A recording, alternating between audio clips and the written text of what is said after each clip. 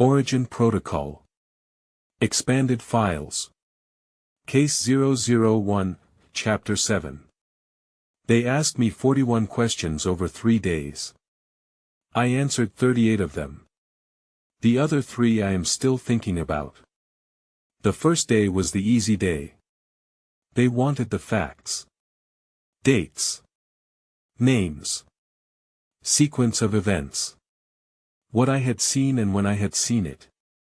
I had been carrying these facts for 48 years. They came out in order, precisely, without effort. I was not surprised by this. A thing you have rehearsed in silence for decades becomes very clean. Every unnecessary word worn away. Only the essential remaining. They were careful listeners. The young woman took notes. The young man asked the clarifying questions. They did not interrupt.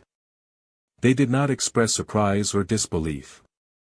They treated what I told them the way a physician treats a patient's account of symptoms, with complete attention and no visible reaction. I appreciated this. I had expected to be doubted. I had prepared for that. The preparation was not necessary. On the afternoon of the first day they showed me the file. Designation Mimicry-K-001. Classification, Mimicry-Class entity. Danger level, Apex. Sector East Operational Zone. First documented contact, Unified Scylla period, 668 CE.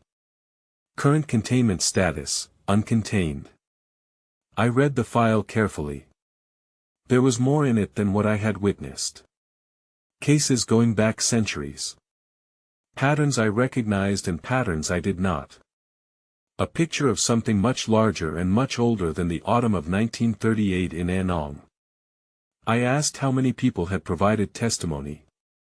They said, "You are the third." I thought about that for some time. 3 witnesses in over 1,000 years. 3 people who had seen it directly and survived and been found and agreed to speak. I asked what had happened to the other 2. They said, "One died before the testimony was complete.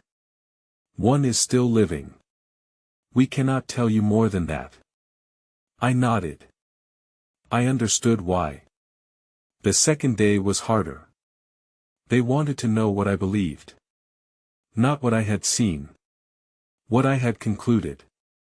What I thought the entity was and what it was doing and whether I thought it was, they used this word carefully, whether I thought it was good.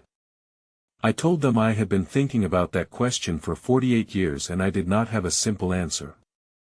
They said, "We are not looking for a simple answer." So I told them what I had arrived at. I told them that I believed the entity had a judgment function.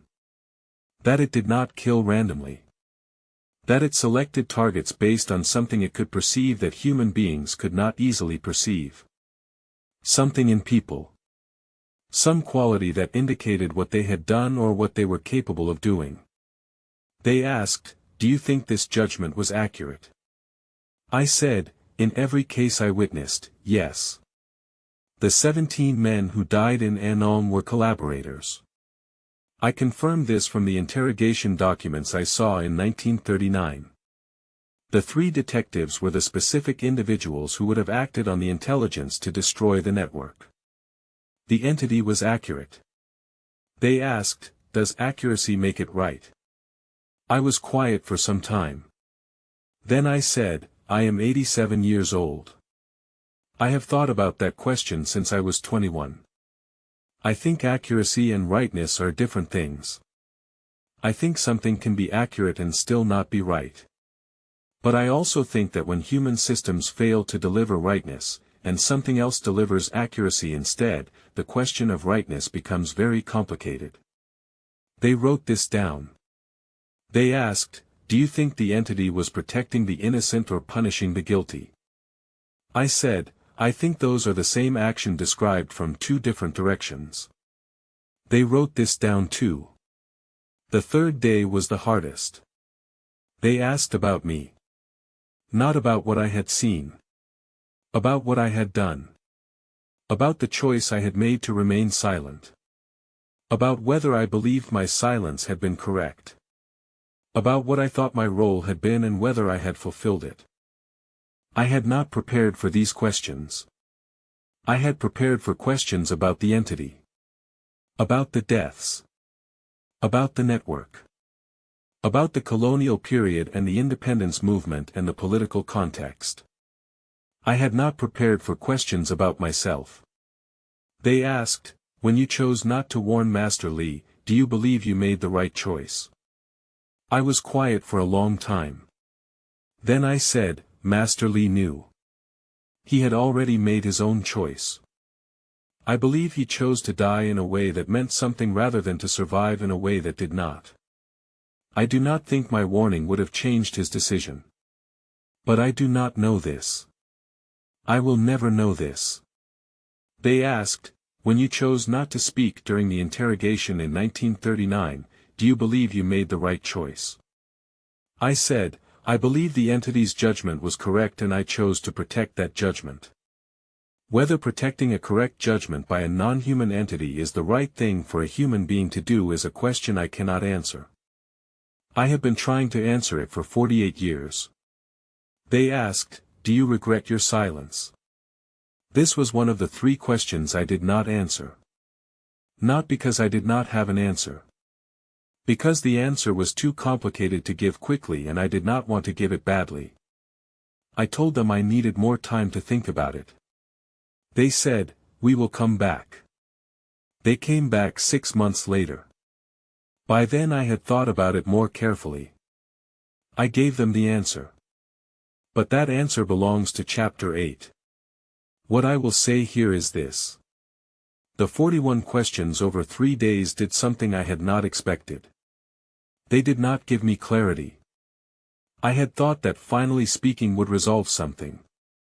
That 48 years of internal rehearsal, released into actual words in an actual room with actual people listening, would settle the questions I had been carrying. It did not settle them. It sharpened them. Speaking made the questions more precise. More specific. More uncomfortable. The kind of discomfort that comes not from confusion but from understanding something too clearly. I had spent 48 years asking, what am I now? What does it mean to have witnessed this and said nothing? After 3 days of questions I understood the answer more clearly than I ever had. I was a witness. I had always been a witness. The silence had been part of the witnessing. The burning of the pages had been part of the witnessing. The 48 years had been part of the witnessing. And now I was transmitting. Which is also part of witnessing. The only question was whether I had transmitted correctly. Whether the record I was creating now, in this room in 1987, was the record that the events of 1938 and 1939 deserved. I did not know the answer to that question. I still do not. This is where Chapter 7 ends. Chapter 8 is the last chapter. It will contain the answer to the question about regret. And whatever else there is left to say. Origin Protocol. Expanded Files. Case 001, Chapter 7. End of record.